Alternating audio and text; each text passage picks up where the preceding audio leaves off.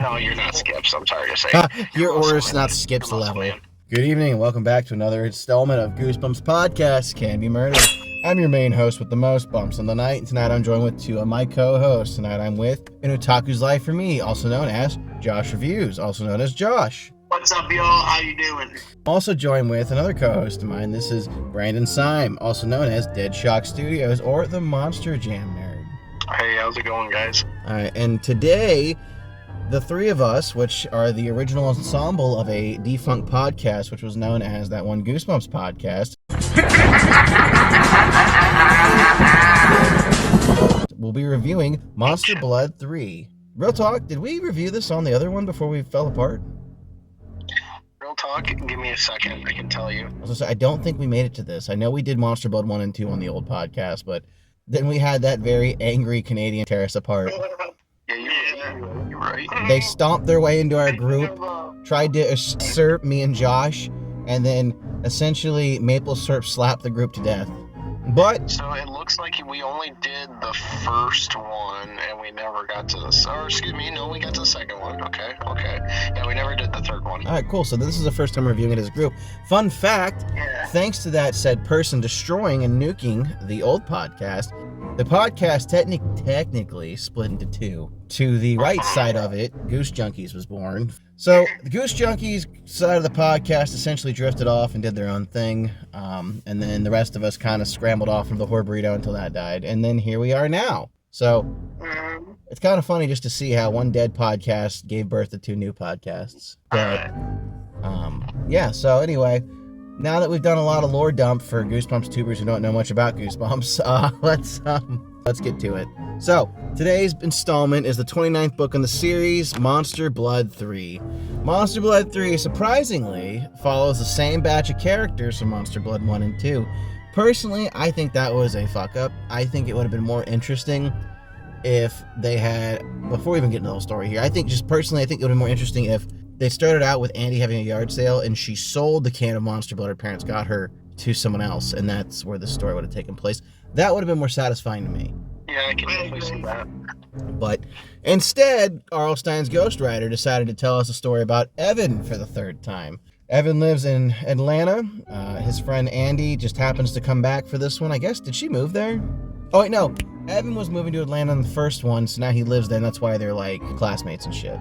Yeah. Evan has started babysitting his younger cousin, Kermit. Yeah, you heard that right, Kermit, like Kermit the Frog.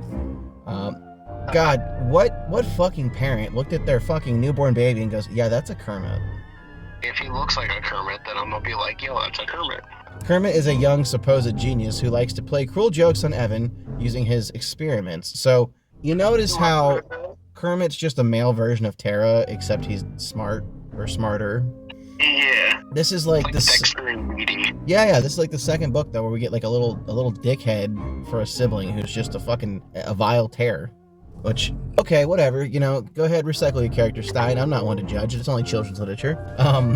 We kind of pick up the story where Evan's walking home from school and he passes Conan, which is another character from Monster Blood 2, his bully. Conan Barber, aka Conan the Barbarian. Again, right on the nose there, Stein. Just chef's kiss here.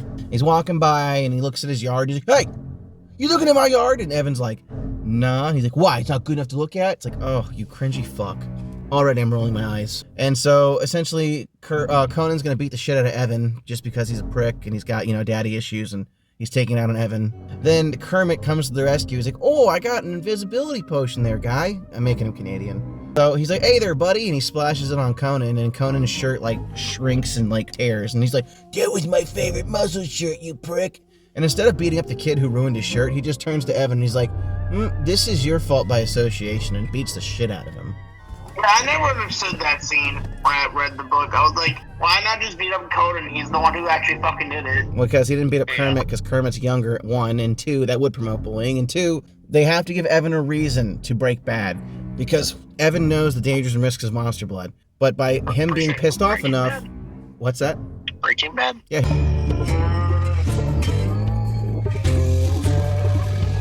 He does. He breaks bad because he goes and he decides to do something bad. They have to make meth? Damn it, Kermit! We've got to cook! You fucking idiot! Get in the trailer. We gotta cook. I am the Monster Blood, Kermit. It's me. Something green makes the monster blood. Yeah, something green leaks onto the floor. It's my monster blood. Yeah. So I hope Meat Canyon does a Breaking Bad parody one day. That'd be good. I love his other channel, Papa Meat. I do too. Funny. That's like therapy for me.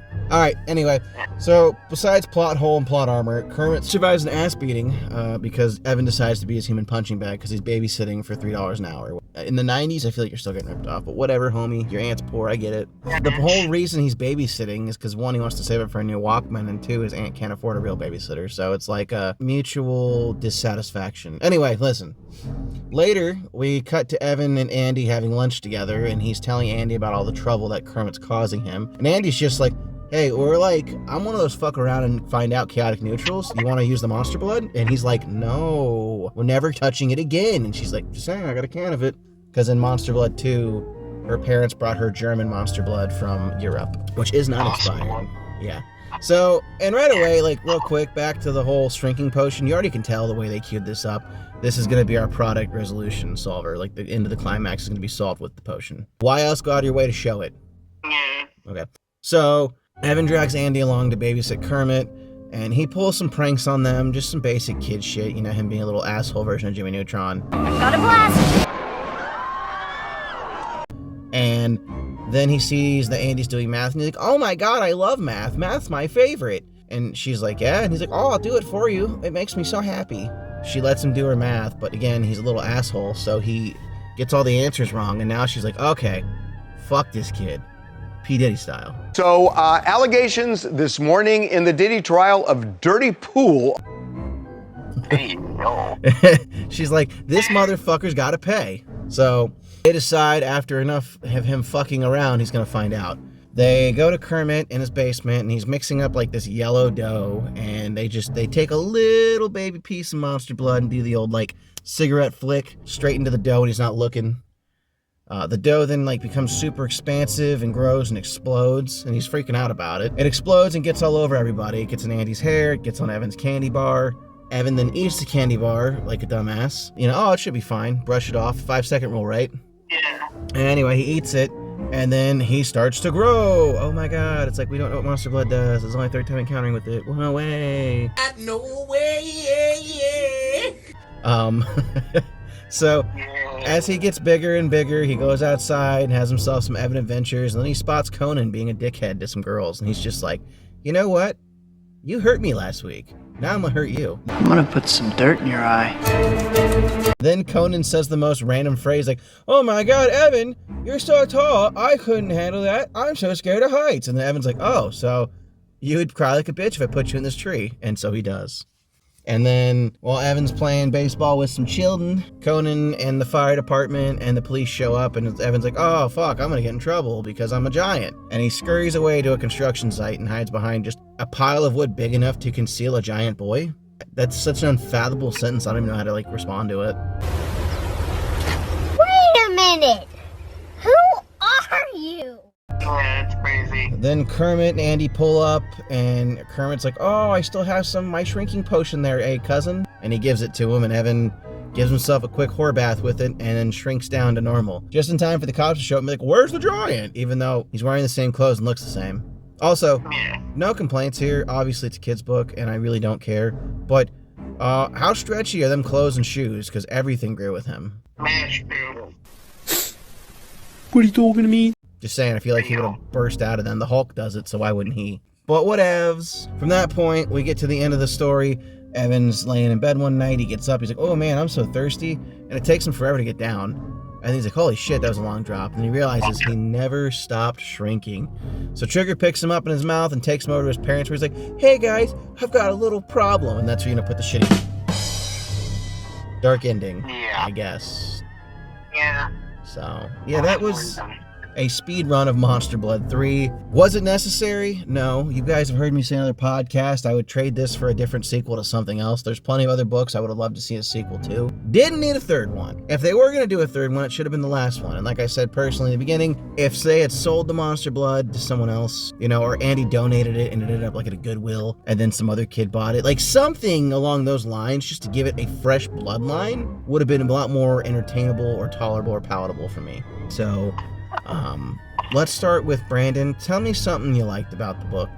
I don't want to do this answer, but I'm just gonna say it. The fact that it was done with, I guess. Hey man, you feel how you feel, Doug. You know, like it was just like, okay, yeah, it's a book. It existed. Okay. Josh, why don't you tell me about something you liked about this? I like the story with him becoming giant and the police are chasing him. I thought that was very interesting because rarely ever in Goosebumps do we have police involved. See, like for me, it did have some stronger points, but it also had a lot of weaker points. My whole complaint is it just feels like we've done this. It's essentially the same book again. It's like something happens. We shouldn't use the monster blood. We're going to use the monster blood. Something happens. Fuck it. Let's use the monster blood. You've pushed me past my limits.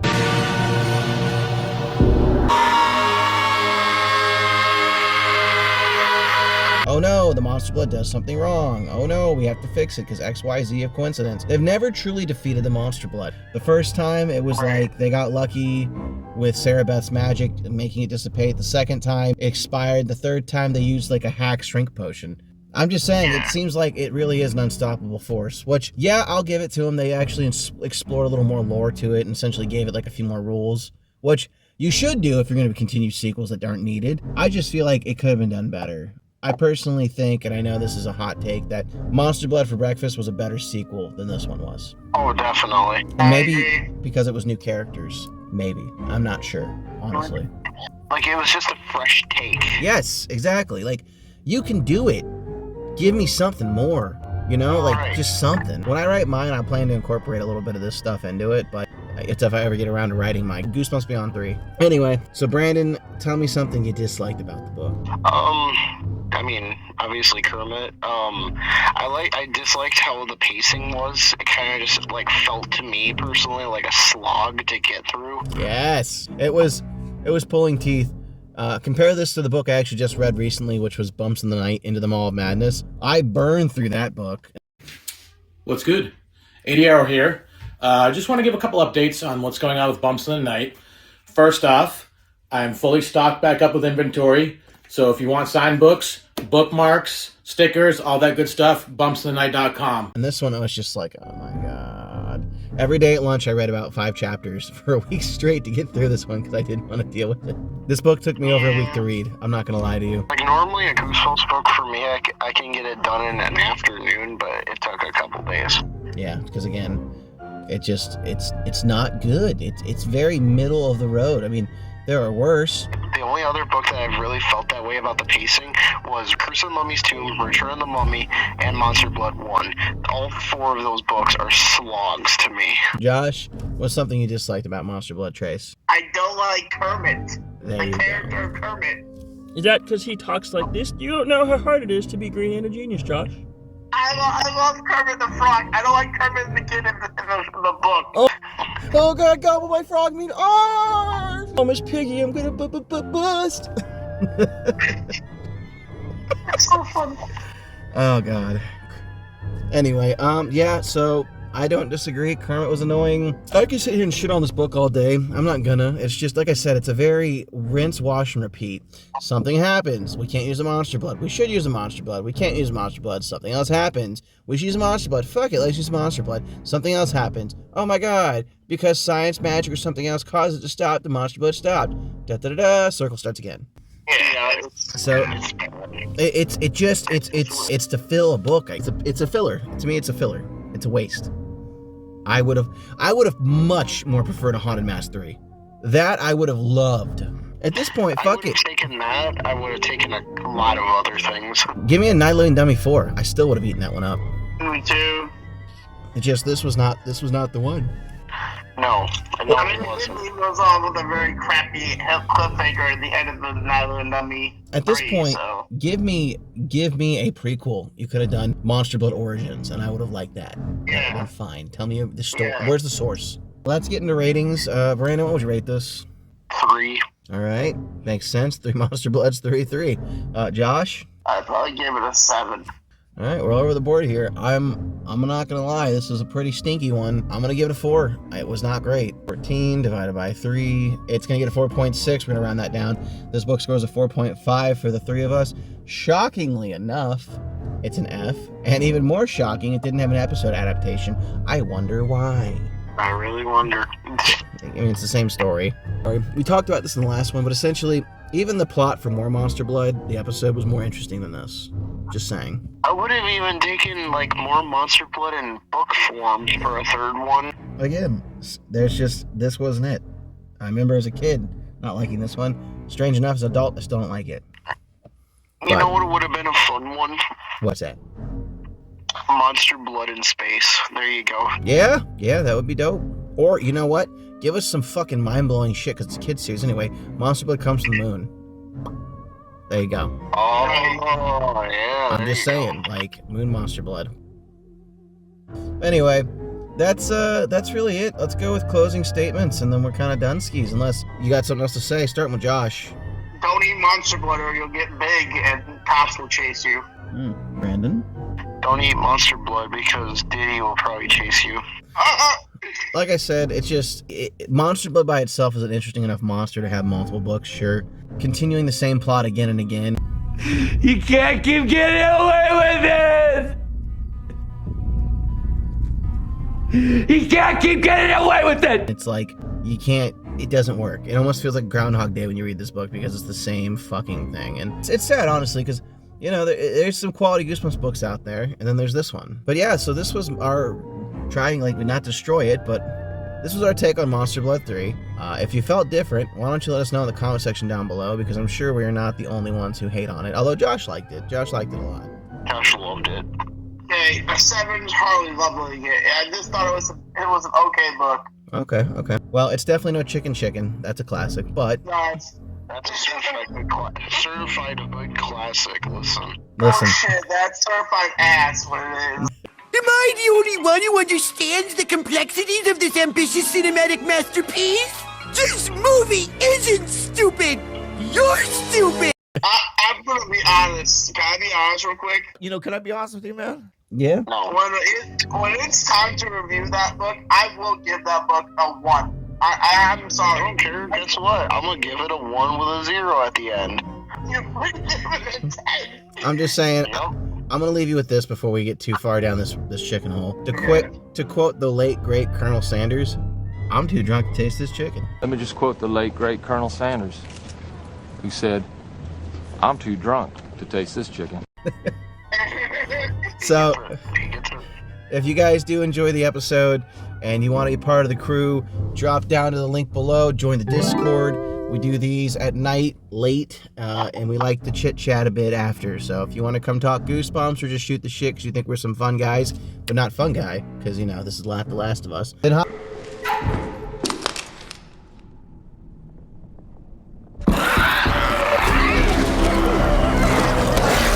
on over in the Discord server. As always, we appreciate your viewership. If you haven't done so, click some of those buttons like, share, subscribe, comment. Do that, or else I'm gonna have to take Josh's kneecaps out. Like, we're running out of time, so you gotta do it. Yeah. Please, for my kneecap sakes, like and subscribe. All right. With that being said, I've been your host, Bumps in the Night. All right, thanks for watching. Bye.